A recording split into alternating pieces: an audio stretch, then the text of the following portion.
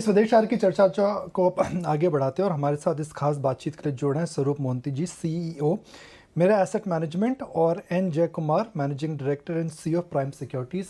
N Jai Kumar को हम share बाज़ार में जितने भी हमारे मित्र हैं और जितने भी बुजुर्ग हैं वो हमेशा जेक्स बोलते हैं। तो जेक्स, स्वरूप जी, आपका ईटी नाउ स्वदेश पे बहुत बहुत स्वागत है।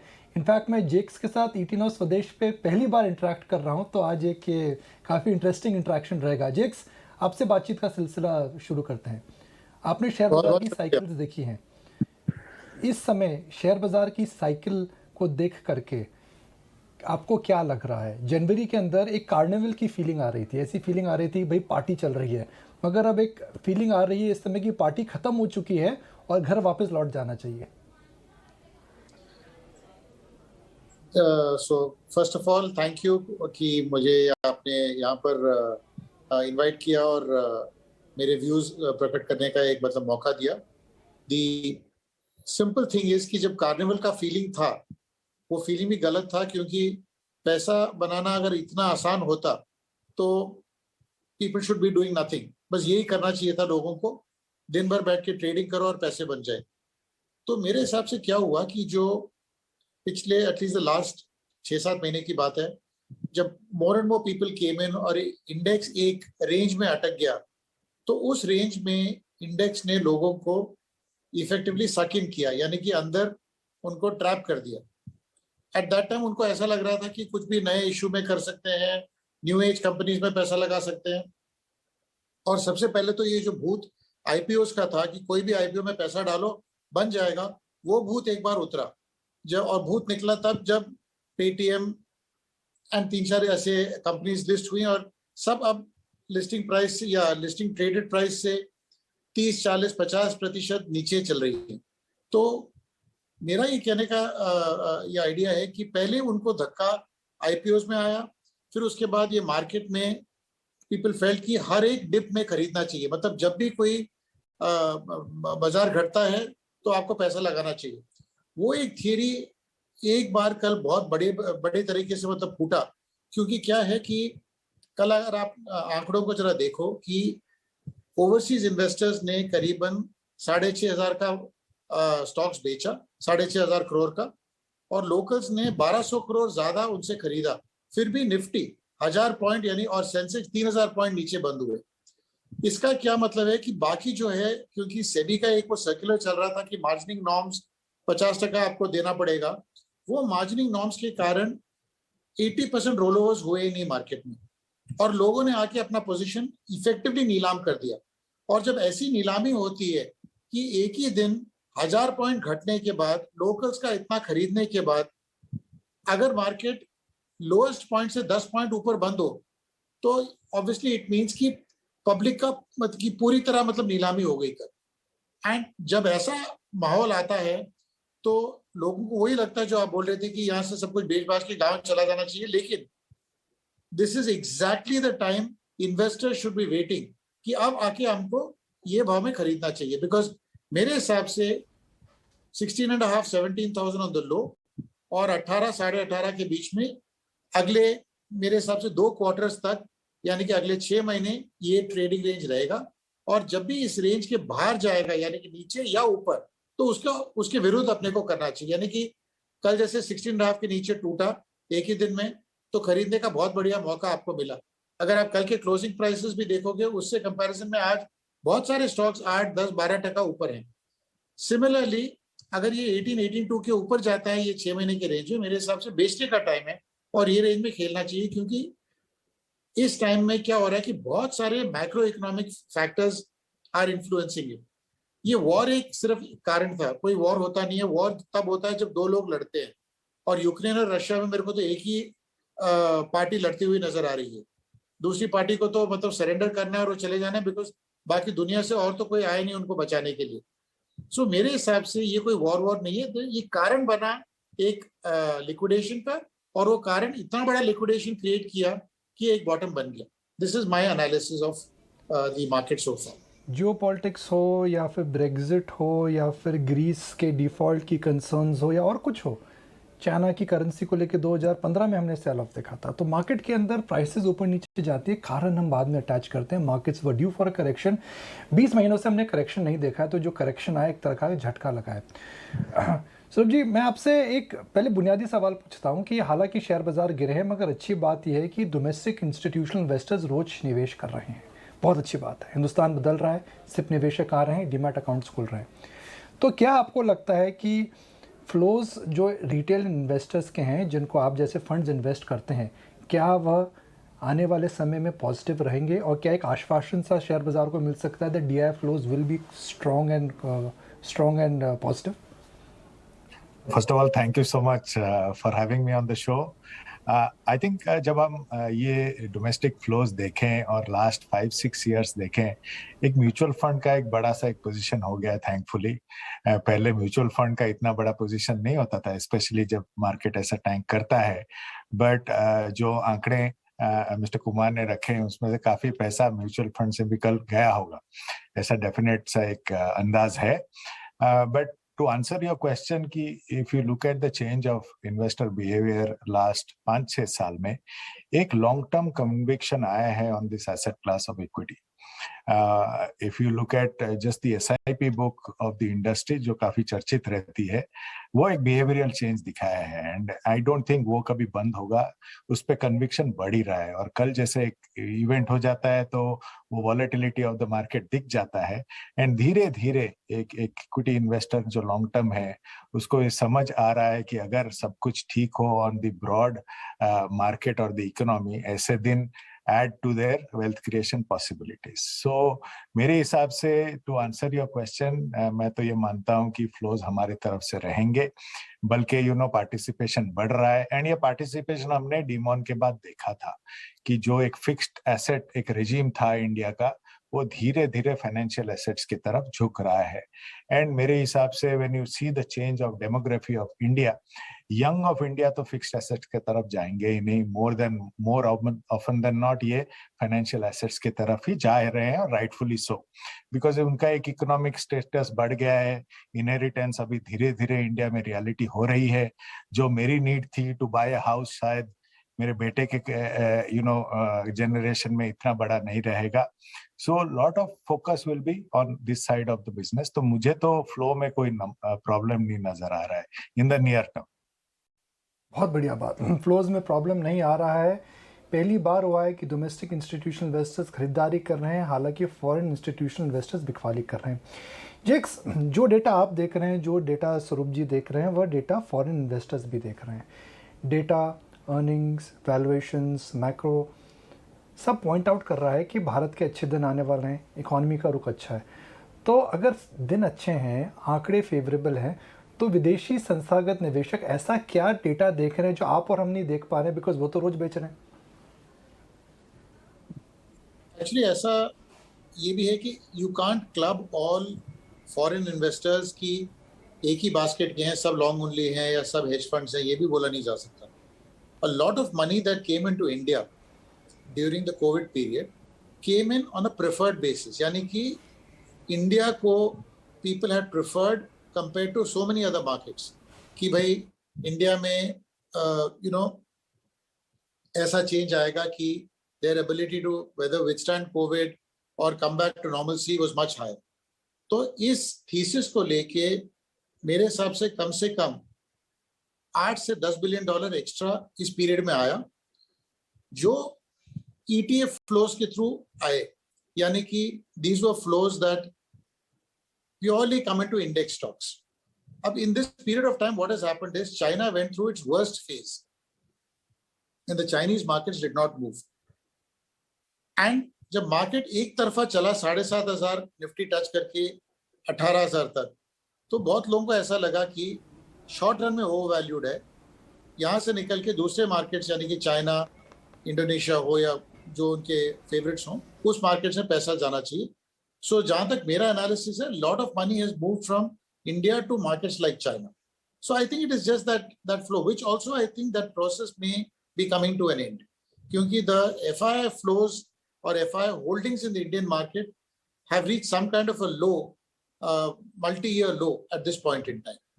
तो मेरे हिसाब से उनका पैसा आईपीओज में आया, वीसीज और प्राइवेट इक्विटी का पैसा यानी कि वेंचर कैपिटलिस्ट और प्राइवेट इक्विटी का पैसा अर्ली स्टेज फाइनेंसिंग में 30-40 बिलियन आया और सेकेंडरी मार्केट से पैसा बाहर गया। एंड अगर आप लास्ट 4 महीने या 5 महीने के आंकड़े देख लो तो आपको नजर आएंगे कि कम से कम 2 लाख करोड़ यानी कि approximately should I say about nearly 24-25 billion dollars, 1.5 से 2 lakh crore, about 20-22 billion dollar का पैसा बाहर गया है 6 महीने में।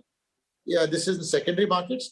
About 35-40 billion came in over the last 2-3 years into the early stage financing ecosystem, and some money also came in, about $3-5 billion in the IPO market. Now, interesting here that while other countries in the world got low cost debt, यानी कि जो pump priming कह लो या fiscal stimulus कह लो, वो low cost date के जरिए आया था उनके मार्केट्स में। एंड अब जब टाइटनिंग की बात आ रही है तो वो पैसा निकल रहा है, लेकिन इंडिया में गवर्नमेंट ने कभी इतना मनी प्रिंट किया ही नहीं। तो पैसा आया किधर से? पैसा आया वीसीज और प्राइवेट इक्विटी से, जो 30 से 40 बिलियन आया during the pandemic period, largely in the form of equity, in fact only in the form of equity which is permanent capital not to be returned. तो अगर ऐसा माहौल अगर आप देखो तो एक्चुअली टेपर टैंट्रम या जो बोलते हैं कि पैसे का मतलब जो श्रिंकेज होगा वो इंडिया को इतना अफेक्ट करना नहीं चाहिए, बिकॉज जो पैसा आया है वो इक्विटी के तौर पे आया है जो यहाँ परमानेंट कैपिटल बन के रहेगा।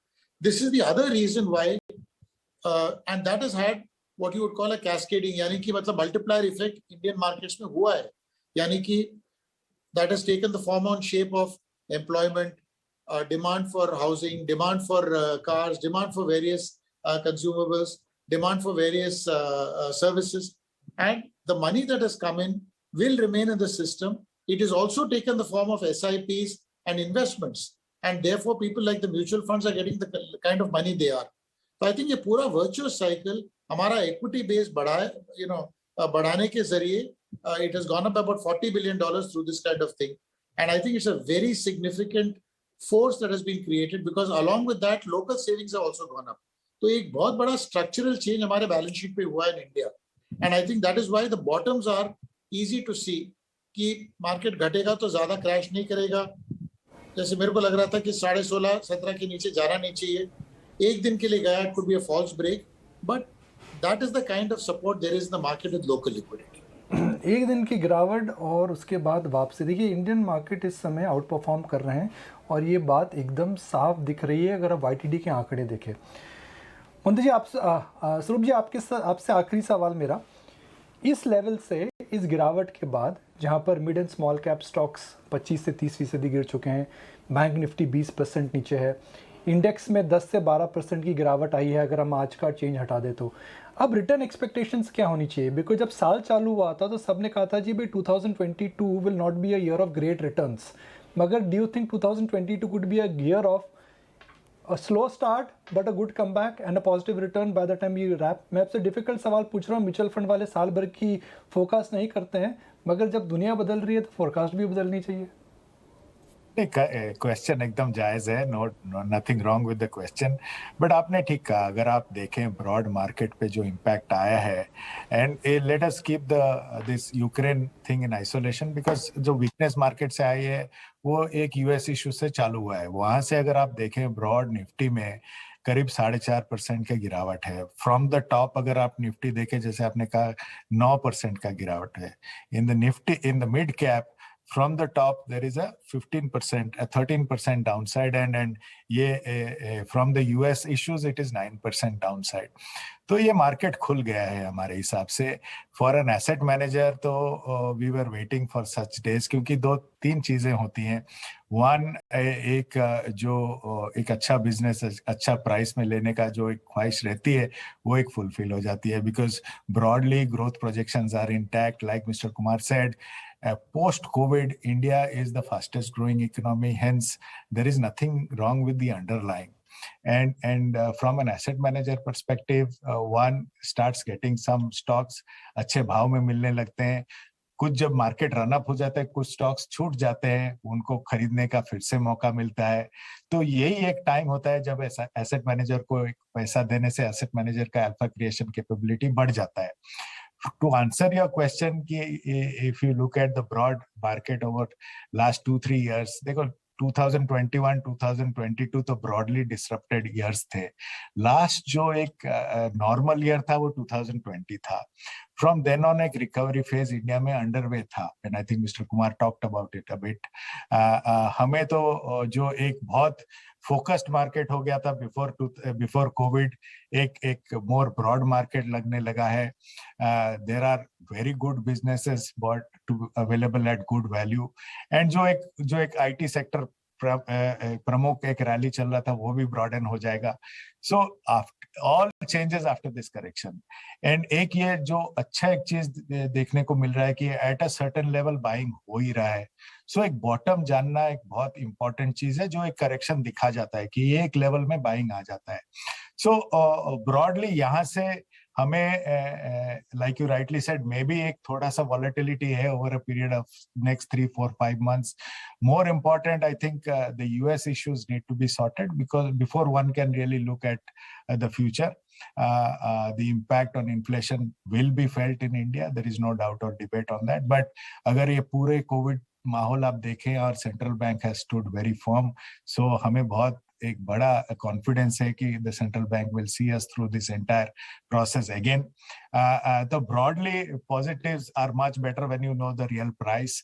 सो रिटर्न्स हमें ठीक लग रहे हैं। मोर इम्पोर्टेंट, आई थिंक एक बहुत अच्छा मौका मिल रहा है to buy some stocks at some good value.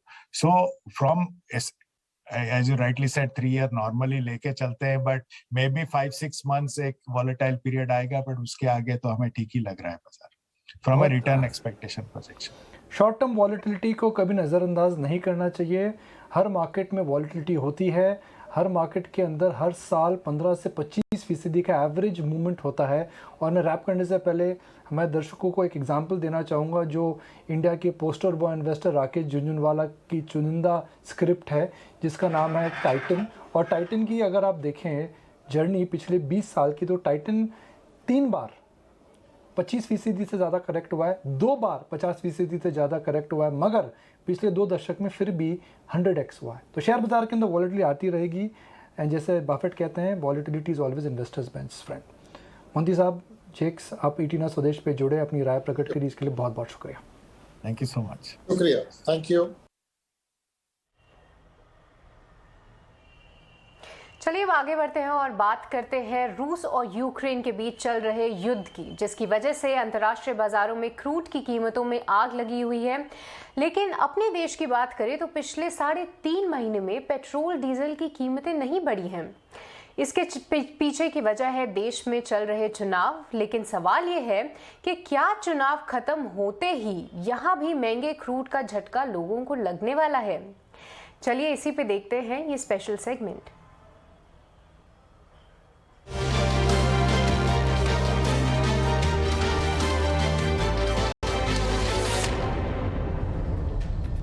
करीब 112 दिन से देश के लोगों के लिए राहत की खबर है कि डीजल पेट्रोल के दाम न घटे हैं न बढ़े हैं, भले ही क्रूड के दाम आसमान पर पहुंच चुके हों। ये कोई चमत्कार नहीं है, ये सिर्फ चुनाव का असर है। लेकिन ये असर भी अब चंद दिनों में खत्म होने जा रहा है। 7 मार्च को चुनाव खत्म और फिर पेट्रोल के दाम पर फिर लगेगी आग।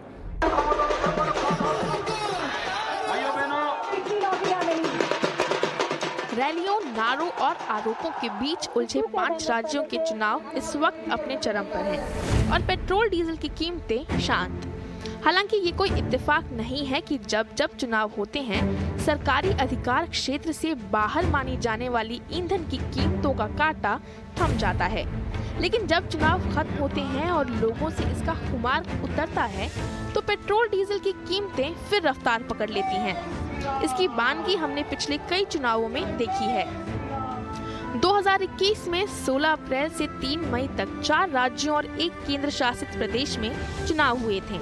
इसमें सबसे खास था पश्चिम बंगाल का चुनाव। 29 अप्रैल 2021 को पश्चिम बंगाल में चुनाव खत्म हुए थे और 2 मई को नतीजे आए थे। पूरे 18 दिन तक चुनावी दंगल के दौरान पेट्रोल डीजल की कीमतें थमी रहीं। 4 मई से पेट्रोल डीजल की कीमतें बढ़ना शुरू हुई तो सिर्फ हफ्ते भर में ही पेट्रोल ₹1.41 और डीजल ₹1.63 महंगा हो गया। 2020 में 28 अक्टूबर से 7 नवंबर के दौरान बिहार विधानसभा में चुनाव हुए और 10 नवंबर को नतीजे आए। इस दौरान 2 सितंबर से 19 नवंबर के बीच पेट्रोल डीजल के दाम नहीं बदले, लेकिन 20 नवंबर से 7 दिसंबर तक 15 बार दाम बढ़े थे। मतलब तेल कंपनियों ने सिर्फ 18 दिन में 15 बार दाम बढ़ाए। दिल्ली विधानसभा चुनाव के दौरान भी 2020 के शुरुआत में 12 जनवरी से 23 फरवरी तक पेट्रोल डीजल के दाम नहीं बढ़े थे। 2018 में मई के कर्नाटक विधानसभा चुनाव से पहले भी तेल कंपनियों ने लगातार 19 दिनों तक कीमतों में कोई बदलाव नहीं किया, जबकि उस दौरान कच्चे तेल की कीमतें $5 प्रति बैरल बढ़ी थीं। 2017 में 16 जनवरी से 1 अप्रैल तक 5 राज्यों पंजाब, गोवा, उत्तराखंड, उत्तर प्रदेश और मणिपुर में विधानसभा चुनाव हुए थे। इस दौरान देश में तेल कंपनियों ने पेट्रोल डीजल के दाम नहीं बढ़ाए। उस समय तेल कंपनियां हर 15 दिन में कीमतें बदलती थीं। दिसंबर 2017 में गुजरात विधानसभा चुनाव के दौरान भी पेट्रोल डीजल के दाम भी करीब 14 दिन नहीं बढ़े थे। अब ऐसे समय में जब रूस और यूक्रेन में छिड़ी जंग की वजह से क्रूड के दाम $102 के पार चले गए हैं, पेट्रोल डीजल कीमतों को रोके रखना ऑयल मार्केटिंग कंपनियों के लिए भी मुश्किल होगा, क्योंकि $1 दाम बढ़ने से तेल मार्केटिंग कंपनियों को करीब 13,000 करोड़ का घाटा होता है। आपको बता दें कि 10 फरवरी को जब पहले चरण की वोटिंग हुई थी, तब क्रूड $91 पर था, यानी तब से लेकर अब तक क्रूड $11 से $12 तक महंगा हो चुका है। तो इससे आप अंदाजा लगाइए कि आपकी जेब पर कितना बोझ पड़ने वाला है। ब्यूरो रिपोर्ट, ET नाउ स्वदेश। ये तो तय है कि चुनाव खत्म होते ही पेट्रोल और डीजल के दाम बढ़ेंगे, लेकिन कितना बढ़ेंगे, ये समझने के लिए चलते हैं मेरे सहयोगी सौमीत सरकार के पास।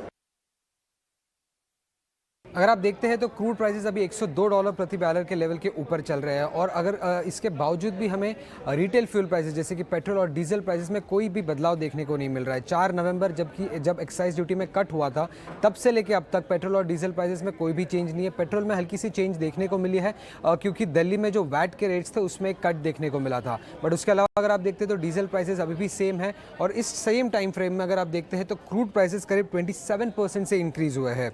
अब इंडिया में पेट्रोल और डीजल प्राइसेस डीरेगुलेटेड है और डेली बेसिस में चेंज होनी चाहिए, बट इसके बावजूद भी हमें ऐसा कुछ देखने को नहीं मिल रहा है जो कि पहले देखने मिलता था।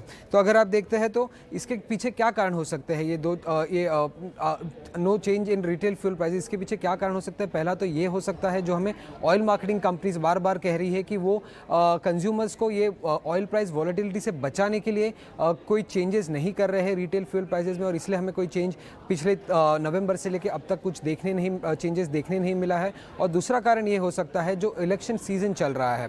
पहले भी हमने कई बार ऐसा देखा है कि जब कभी जनरल इलेक्शन या कोई इंपॉर्टेंट स्टेट इलेक्शंस होता है, ऐसे टाइम पे क्रूड के प्राइस रिटेल फ्यूल प्राइसेस कब फ्रीज किए जाते हैं और कोई चेंजेस हमें देखने नहीं मिलते हैं। तो ये एक मेन कारण हो सकता है कि जो इलेक्शन पीरियड चल रहा है आज के टाइम पे, उसी कारण कोई चेंजेस नहीं हो रहे हैं फ्यूल प्राइसेस में।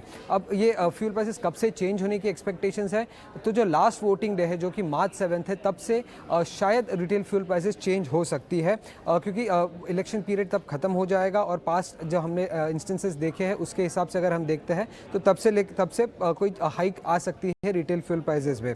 अब हमारे कैलकुलेशन के हिसाब से अगर आप देखते हैं तो रिटेल फ्यूल प्राइसेस जो कि पेट्रोल और डीजल है, इसमें करीब 12 to 15% का हमें इंक्रीज देखने मिल सकता है। अगर $102 प्रति बैरल के लेवल पे क्रूड के अगर हम अंदाजे से देखते हैं तो क्रूड पेट्रोल और डीजल प्राइसेस करीब 12 से 15 रुपए से इंक्रीज हो सकते हैं इलेक्शन सीजन के बाद। अब ये चेंज जो है वो या तो वन शॉट में हो सकता है या तो फेजेस में हो सकता है, तो ये हमें देखना पड़ेगा कैसे चेंजेस होते हैं। और अगर कोई चेंजेस नहीं होते हैं तो ऑयल मार्केटिंग कंपनीज के ग्रॉस मार्केटिंग मार्जिन्स पे इसका नेगेटिव इंपैक्ट जरूर देखने मिलेगा फोर्थ क्वार्टर में। तो इलेक्शंस के बाद देखना काफ़ी अहम हो जाएगा कि क्रूड की कीमतें भारतीय बाजार में किस तरीके से बढ़ती हैं, पर महंगाई का डर जो है वो केवल क्रूड की कीमतों तक ही नहीं सीमित है। अगले 1 से 2 महीने में एसी, फ्रिज, कूलर और अप्लायंसेज और भी महंगे हो सकते हैं। और मैं बात कर रही हूं कंज्यूमर ड्यूरेबल इंडस्ट्री की, जहां अब तक इस साल में देखें तो 10 से 15% तक कीमतें ऑलरेडी बढ़ चुकी हैं, पर आगे भी इसे बढ़ने की तैयारी में लगी हुई है जितनी भी कंज्यूमर ड्यूरेबल प्लेयर्स हैं। कंज्यूमर ड्यूरेबल इंडस्ट्री का कहना है कि कमोडिटी कॉस्ट बढ़ रहा है, जिसके चलते जो उनका नुकसान है वो भी बढ़ते जा रहा है। बट इस खबर पर पूरी डिटेल्स के लिए आइए चलते हैं मेरी सहयोगी कृतिका अरोड़ा के पास। कंज्यूमर ड्यूरेबल इंडस्ट्री ने अब तक 10 to 15% की रेंज में अपने प्रोडक्ट्स के प्राइसेस बढ़ाए हैं इस साल, लेकिन अब देखने को मिल रहा है कि हो सकता है ये इंडस्ट्री दोबारा से अपने प्रोडक्ट्स के प्राइसेस बढ़ाए अप्रैल और मई में। तो ये इसलिए क्योंकि कमोडिटी कॉस्ट्स में स्पाइक है और वो कम होने का नाम नहीं ले रहे हैं। तो इंडस्ट्री एक्सपर्ट्स कहते हैं कि इस साल उन्होंने देखा है कि कमोडिटी कॉस्ट अराउंड 26% तक बढ़ गई हैं। हालांकि इंडस्ट्री ने जो ये कॉस्ट कंज्यूमर्स तक पास ऑन करी है वो सिर्फ 10 to 15% की रेंज में है। एक्सपर्ट्स ये भी कहते हैं कि अब रशिया यूक्रेन क्राइसिस की वजह से ट्रांसपोर्टेशन कॉस्ट भी और बढ़ जाएगा। हो सकता है और भी रॉ मटेरियल का कॉस्ट बढ़े। क्रूड वो टच कर चुका है $105 पर बैरल, तो काफ़ी ज़्यादा स्कोप है कि उन्हें ये कॉस्ट पास ऑन करनी पड़ेगी कंज्यूमर्स तक। तो मे बी नेक्स्ट ईयर में वो लोग ये कॉस्ट को और एक ऐसा प्राइस हाइक का स्टेप लें। पैनासोनिक इंडिया ने कहा कि वो काफ़ी ज़्यादा क्लोज वॉच रख रहे हैं इनपुट कॉस्ट पर और हो सकता है कि प्राइसेस बढ़ाएं। हालांकि उनके पास इनफ इन्वेंट्री है कि वो कंज्यूमर नीड्स को केटर कर सके अपकमिंग समर सीजन के लिए। इसी तरह से गोदरेज अप्लायंसेस कहता है कि जनवरी में उन्होंने 3% प्राइस हाइक लिया था और हो सकता है अप्रैल में फिर से उनको दोबारा से अपने प्राइसेस बढ़ाने पड़े across the range of air conditioners. Similarly blue star भी ये कहता है कि वो इस सिचुएशन को इवैल्यूएट करेंगे अप्रैल में और तभी ये डिसीजन लेंगे कि प्राइस को बढ़ाया जाए या नहीं। धन्यवाद कृतिका, ये पूरी रिपोर्ट और न्यूज़ हमें सामने रखने के लिए।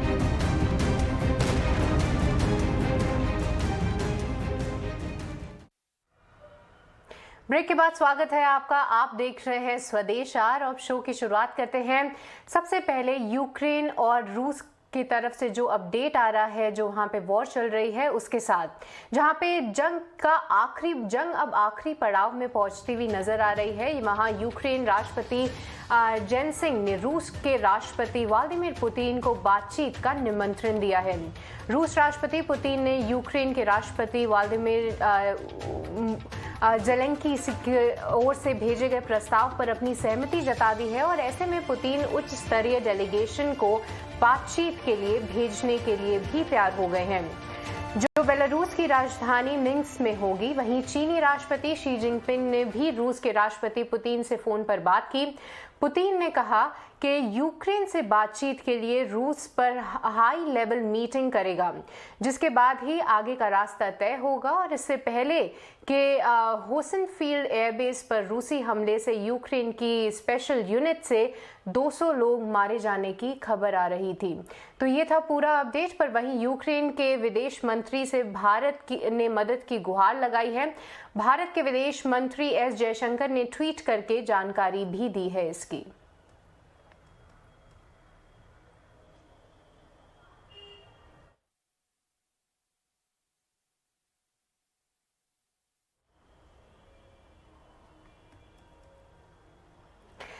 कहा यूक्रेन दुनिया के तत्वर देशों के बहकावे में आ गया है। ये सवाल इसीलिए है क्योंकि जिसके दम पर यूक्रेन ने रूस से पंगा लिया था, आज उनके साथ वो नहीं है। इसी पर देखिए हमारी ये खास पेशकश। नमस्कार, स्वागत है आप सभी का हमारी इस खास पेशकश में। मैं हूं आपके साथ सौमित्र बुतकर। युद्ध की आग में झुलस रहा यूक्रेन अब जल्द ही परास्त होने की कगार पर पहुंच गया है। रूस का कहर उस पर टूट रहा है और उसकी सेनाएं यूक्रेन की राजधानी कीव से बस चंद कोस ही दूर हैं। यूक्रेन सबसे मदद की गुहार लगा रहा है, लेकिन जिनके बहकावे और उकसावे में आकर यूक्रेन ने रूस से टक्कर ली, वो अब कन्नी काट रहे हैं। वहीं भारत ने यूक्रेन में रह रहे छात्रों के लिए एडवाइजरी जारी की है और हंगरी और रोमानिया के रास्ते से निकलने की तैयारी भी कर ली है।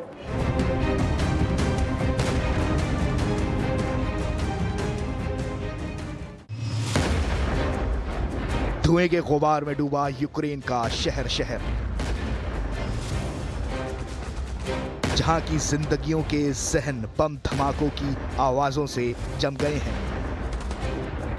खौफ के साये में जहां धड़कनें धड़कने की जद्दोजहद कर रही हैं और यहाँ का राष्ट्रपति दुनिया के आगे मदद की गुहार लगाकर थक चुका है, मगर उसको रूस के कहर से बचाने वाला दूर दूर तक नजर नहीं आ रहा है। कुछ वक्त पहले दोस्ती का दम भरने वाले यूक्रेन के तमाम दोस्त उसे भगवान भरोसे छोड़कर दूर से ही भरोसा दे रहे हैं। Я залишаюсь в столиці. Моя родина також в Україні.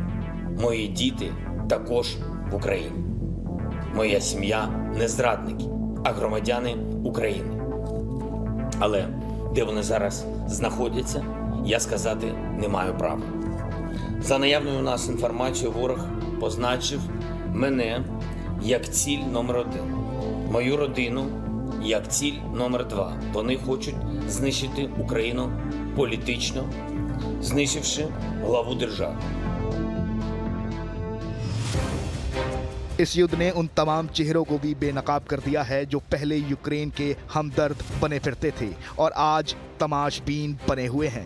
अमेरिका ने यूक्रेन की मदद के लिए सेना भेजने से साफ साफ इनकार कर दिया है, तो नाटो ने भी युद्ध में साथ देने से फिलहाल इनकार कर दिया है। ब्रिटेन के रुख ने भी यूक्रेन को और भी निराश कर दिया है। Let me say it again. Our forces are not and will not be engaged in the conflict with Russia in Ukraine. This is a prudent and defensive step to protect and shield allied nations during this crisis. And it will enable us to deploy capabilities and forces, including the NATO response force, to where they are needed. Our mission is clear. Diplomatically, politically, economically, and eventually militarily. This hideous and barbaric venture of Vladimir Putin must end in failure. बहरहाल ये युद्ध दुनिया के लिए एक सबक है और ख़ासकर उन कमज़ोर देशों के लिए जो मजबूत देशों के भरोसे अपने पड़ोसियों से पैर लेते हैं, लेकिन वो इतना नहीं समझते कि ये ताकतवर देश उनका कांधा अपनी बंदूक चलाने के लिए इस्तेमाल करते हैं। इस युद्ध ने सिर्फ सुपर शक्तियों के दोहरे चेहरे ही नहीं बेनकाब किए, बल्कि संयुक्त राष्ट्र और सुरक्षा परिषद की बेबसी को भी एक बार फिर से दुनिया के सामने ला दिया है, जो सिर्फ आलोचना तक ही सिमट गए हैं। ईटी नाउ स्वदेश। तो अब ऐसा लगता है कि यूक्रेन पूरी तरह से अकेला पड़ गया है, जिस युद्ध में शायद वो जाना भी नहीं चाहता था। रूस जैसी बड़ी महाशक्ति के सामने जब उसे समर्थन मिला नेटो का, अमेरिका का, वो समर्थन अब धीरे धीरे कम होता दिख रहा है। आखिर ये स्थिति ऐसी क्यों बनी? मेरे साथ एक खास मेहमान आज जुड़ रहे हैं। ORF के डिस्टिंग्विश्ड फेलो मनोज जोशी जी मेरे साथ चर्चा में शामिल होंगे। जोशी साहब, बहुत बहुत स्वागत आपका ईटी नाउ स्वदेश पर। सबसे पहला सवाल मेरे मन में यही आता है कि यूक्रेन के साथ सारी नाटो के देश खड़े थे, अमेरिका साथ खड़ा था। क्या ऐसा लगता है कि उन्होंने यूक्रेन को उकसा दिया और रूस जैसी महाशक्ति के सामने खड़ा कर दिया, और आज जब वॉर की स्थिति आ गई है, जब सरहदों पर सेनाएं खड़ी हैं, तब ये सारे देश पीछे हट गए हैं और यूक्रेन अब अकेला पड़ गया है? देखिए, ऐसा है कि नेटो और अमेरिका ने पहले ही ये स्पष्ट कर दिया था कि वो किसी भी हालत में यूक्रेन की अपनी सेना यूक्रेन में नहीं भेजेंगे। उन्होंने कहा था कि हम मदद देंगे, पर साफ इनकार कर दिया था कि किसी भी हालत में क्योंकि सेना वहां पे नहीं भेजेंगे, क्योंकि यूक्रेन जो है वो नेटो का सदस्य नहीं है। नेटो की जो अलायंस है, अब सवाल ये उठेगा कि एक बार पुतिन ने यूक्रेन को हड़प लिया तो वो निशाना बनाएगा जो अब बाल्टिक रिपब्लिक्स हैं, लैटविया, लिथुआनिया और एस्टोनिया, पर वो तीनों नेटो के सदस्य हैं। तो क्या वहां पे नेटो कुछ करेगा या कर पाएगा, ये देखने की बात होगी। पर जहां तक कि यूक्रेन का सवाल है, वहां पे मैं कहता हूं, मेरा कहना यह है कि कभी ये वायदा नहीं किया था कि हम अपनी वहां पे फौज भेजेंगे। उन्होंने मदद की जरूर बात करी थी, और ये जरूर है कि कूटनीति में जो डिप्लोमेसी थी, कूटनीति में उन्होंने शायद जो कुछ पुतिन कह रहे थे उसको सीरियसली नहीं लिया। उन्होंने सोचा कि पुतिन जो है वो ये सब दिखावा है और आखिर में पुतिन चूक जाएंगे, पर यह नहीं हुआ और युद्ध छिड़ी गई है। तो इसमें जो है हमको आलोचना तो करनी पड़ेगी पुतिन की, क्योंकि उसने बहुत गलत काम किया है। चाहे वो जो कुछ भी उसका कारण दे, कहे कि सेल्फ डिफेंस है, ये है, वो है, पर सीधी बात यह है कि एक संयुक्त राष्ट्र के सदस्य ने दूसरे सदस्य के ऊपर हमला किया है, और अब वो कह रहा है कि मैं उस सदस्य को, मतलब यूक्रेन को मिटा दूंगा। उसने कहा है कि हम यूक्रेन को डिमिलिटराइज कर देंगे। तो जब संप्रभुता जो है आप मिटा देंगे, संप्रभुता जो है उसका एक बहुत ही प्रतीक जो है वो मिलिट्री कैपेबिलिटी, मिलिट्री कैपेसिटी है। कोई भी सॉवरेन मुल्क जो होता है उसकी मिलिट्री कैपेसिटी होती है और मिलिट्री का हक होता है, पर यहां पे पुतिन ये कह रहे हैं कि हम यूक्रेन की मिलिट्री को खत्म कर देंगे। तो ये एक बहुत ही गंभीर मामला है और इसको बिल्कुल ही इसके घातक परिणाम हो सकते हैं। धीरे धीरे मामला आगे बढ़ता हुआ ही दिखाई देगा, जैसा आप भी कह रहे हैं जोशी साहब, कि देखना होगा कि यहाँ से स्थिति कैसे बदलती है। आने वाले समय में रूस किस तरह के कदम उठाता है, अमेरिका और नाटो देश क्या कदम उठाते हैं और भारत क्या स्टैंड लेता है, ये आने वाले कुछ दिनों में साफ हो ही जाएगा। बहुत बहुत शुक्रिया आज ईटी नाउ स्वदेश के साथ जुड़कर हमारे साथ इस चर्चा में शामिल होने के लिए, अपने व्यूज़ देने के लिए। तो वो एक क्लियर कट व्यू निकल के आता हुआ कि भारत को एक स्टैंड लेना पड़ेगा, देखना होगा कि वो युद्ध में, जैसा कि जोशी साहब कह रहे हैं कि एक स्टैंड लेना पड़ता है, एक साइड आपको रहना पड़ता है, तो शायद भारत के लिए ये एक मुश्किल चुनौती होगी, मुश्किल चॉइस होगी। लेकिन यूक्रेन में जो फंसे हुए भारतीय हैं उनको घर वापसी की चिंता फिलहाल सता रही है। कई लोग तो लौट आए हैं, जो लौटे हैं वो खुश भी हैं, जो फंसे हैं वो फिलहाल खौफजदा हैं। वहीं भारत ने यूक्रेन में रह रहे छात्रों के लिए एक एडवाइजरी जारी की है और हंगरी और रोमानिया के रास्ते से उन्हें निकालने की तैयारी शुरू कर दी है। देखिए ये खास रिपोर्ट। सुबह से हम एम्बेसी को कॉल कर रहे हैं, लेकिन एम्बेसी ने अभी तक कोई बस भी अरेंज नहीं करी है। सारी ट्रेन्स बंद हो गई हैं, टैक्सी वाले सब बंद, मतलब इतने ज़्यादा पैसे मांग रहे हैं कि हम जा नहीं सकते। हम यहाँ बिल्कुल भी सेफ फील नहीं कर रहे हैं। एयरपोर्ट पे यहाँ पे हाईजैक कर लिया गया, ओपन फायरिंग चल रही है यहाँ पे। हम यहाँ रेलवे स्टेशन पे खड़े हैं।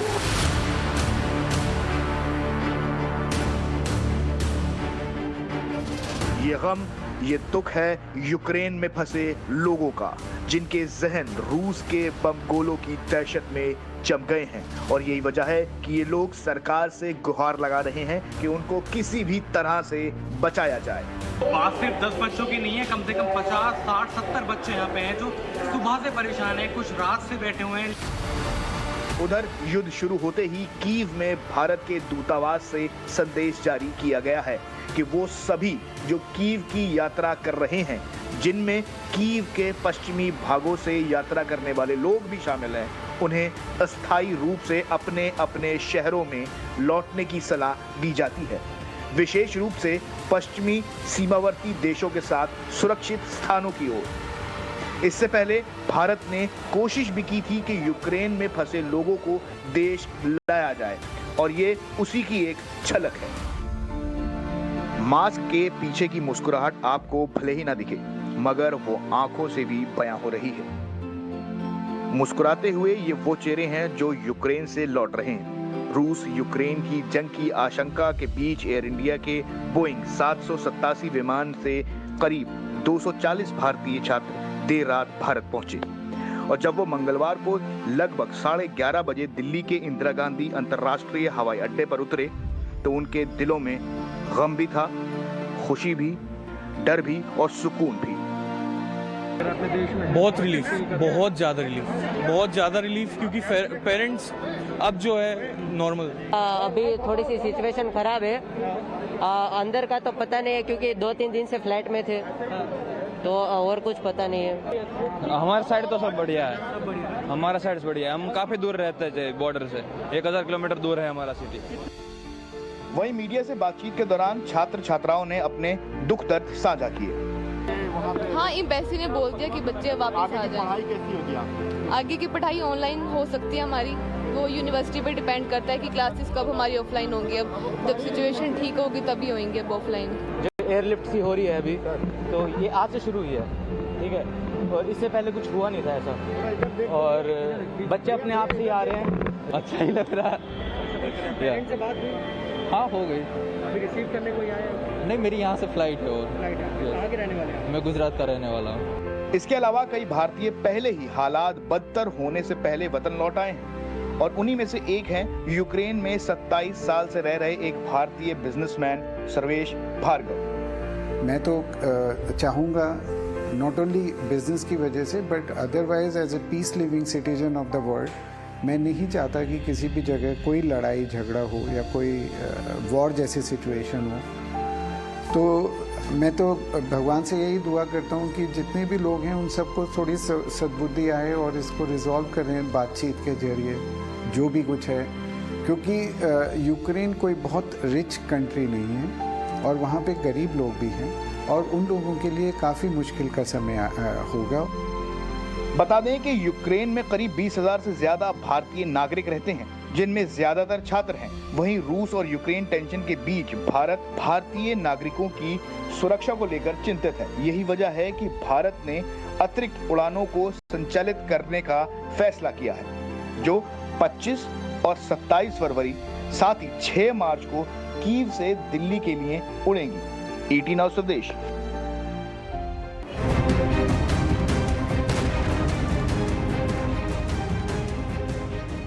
तो ये छात्र तो यूक्रेन से लौट आए, लेकिन कोविड के चलते अंतर्राष्ट्रीय फ्लाइटों पर जो लगा प्रतिबंध है, जो कि 15 मार्च तक अब बढ़ते हुए नजर आ सकता है।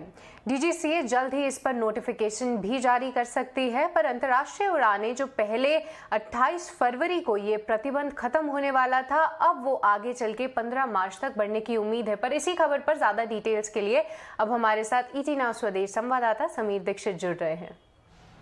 एविएशन सेक्टर से जुड़ी बड़ी खबर, इंटरनेशनल पैसेंजर फ्लाइट पर मौजूदा जो प्रतिबंध है, अस्थायी रूप से जो रोक लगी है, सरकार इसको अगले 15 दिन के लिए और बढ़ा सकती है। सूत्र बता रहे हैं कि ये जो रोक या प्रतिबंध है, इसको 15 मार्च 2022 तक के लिए बढ़ाया जा सकता है और इसी दिशा में एक औपचारिक ऑर्डर एविएशन रेगुलेटर DGCA जल्द जारी कर सकता है।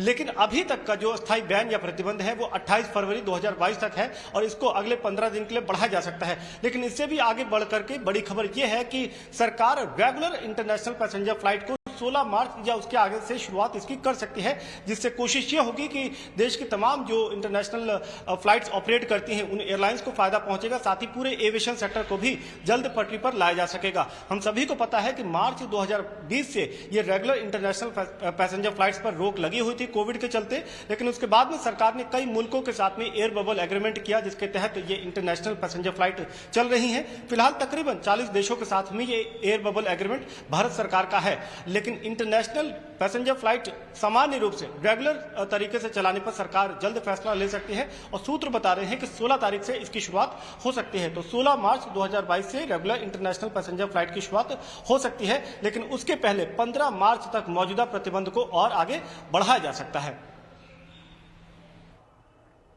तो हो सकता है कि अंतर्राष्ट्रीय फ्लाइटों पर जो लगा प्रतिबंध है वो आगे बढ़ जाए, बट हम देख रहे हैं कि भारत में धीरे धीरे करके जिस तरीके से कोविड के मामले कम होते नजर आ रहे हैं, जो सरकारें हैं, जो रिस्ट्रिक्शंस हैं, अब उनको कम करती हुई नजर आ रही हैं। जहां पे आज दिल्ली में अब नाइट फ्यू खत्म करने के लिए फैसला ले लिया गया है और इसी के साथ राजधानी में अब 1 अप्रैल से स्कूल को ऑनलाइन पढ़ाई नहीं होगी। वहीं DGMA की बैठक में ये फैसला लिया गया है और इसी पे ज्यादा जानकारी के लिए हमारे साथ हमारे सहयोगी दानिश आनंद जुड़ रहे हैं। दानिश, बताइए।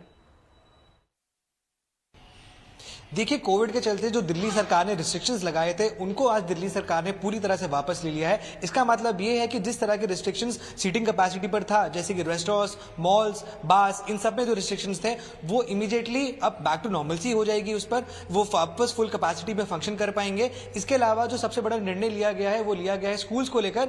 दिल्ली में 1 अप्रैल से जितने भी स्कूल्स हैं वो सब ऑफलाइन मोड पर ही फंक्शन करेंगे। तो जो जिस तरह से पीछे हम एक प्रचलन देख रहे थे कि घर से ही 2 सालों में पढ़ाई हो रही थी, अब वो होना बंद हो जाएगा क्योंकि 1 अप्रैल से सारे स्कूल्स खुल जाएंगे। इसके अलावा एक और अहम निर्णय लिया गया है डीडीएमए की बैठक में। पहले दिल्ली में मास्क न पहनने पर 2000 रुपए का चालान लिया जाता था, अब इस फाइन को दिल्ली सरकार ने 500 रुपए कर दिया है। तो कुल मिलाकर अगर देखा जाए तो दिल्ली सरकार का सारे रिस्ट्रिक्शंस को हटाना और डीडीएमए के सारे रिस्ट्रिक्शन को हटाने का मेन मोटिव यही है कि जिस तरह से कोविड की नॉर्मलसी आ रही है उसी तरह जो आर्थिक गतिविधियां किसी न किसी तरह से रिस्ट्रिक्टेड थी या रुकी हुई थी वो वापस पटरी में आ जाए। इसीलिए डीडीएमए ने आज ये फैसला लिया है और अब दिल्ली में नाइट कर्फ्यू भी नहीं होगा। तो कुल मिलाकर देखा जाए तो दिल्ली वासियों के लिए एक बहुत ही बड़ी आज राहत मिली है।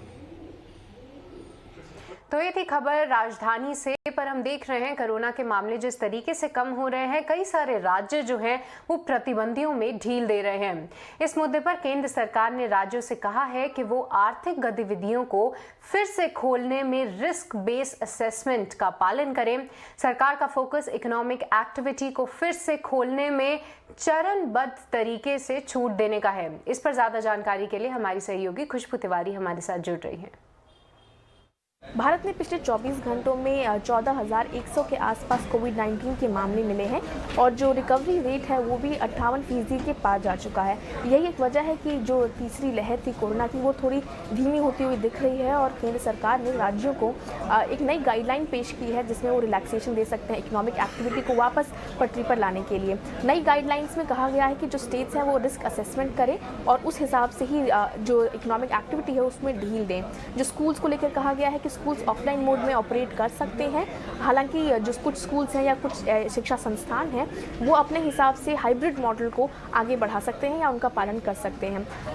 अच्छी खबर है रेस्टोरेंट्स, बार्स, स्पास, स्विमिंग पूल्स और सिनेमा हॉल्स और शॉपिंग मॉल्स के लिए। इन सब के ऊपर जो कैपेसिटी को लेकर यानी जो क्षमता को लेकर प्रतिबंध लगाए गए थे उनमें ढील देने की बात कही गई है।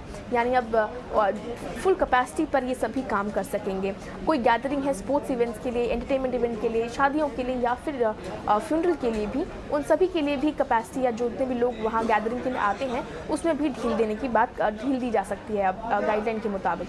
गाइडलाइन में ये भी कहा गया है हालांकि कि जितने पब्लिक ट्रांसपोर्ट हैं और ऑफिसेस हैं, चाहे गवर्नमेंट ऑफिस हो चाहे इंडस्ट्रियल स्पेस हो, वहाँ पर भी जो कैपेसिटी की लिमिट थी वो भी हटाने की बात कही गई है। यानी वो फुल क्षमता पर काम कर सकेंगे। हालांकि राज्य अपने अपने हिसाब से गाइडलाइंस इस पर ज़रूर पालन करेंगे। इन गाइडलाइंस के अनुसार ही केंद्र की गाइडलाइन में ये भी कहा गया है कि अगर जो टेस्ट पॉजिटिविटी है वो 10% से ज़्यादा होती है तो रिस्ट्रिक्शंस और पाबंदियां बढ़ाई जाए, या फिर अगर बेड ऑक्यूपेंसी, आईसीयू बेड और ऑक्सीजन सपोर्टेड बेड्स में ऑक्यूपेंसी 40% से ज़्यादा है तो भी रेस्ट्रिक्शंस को आगे कायम रखा जाए।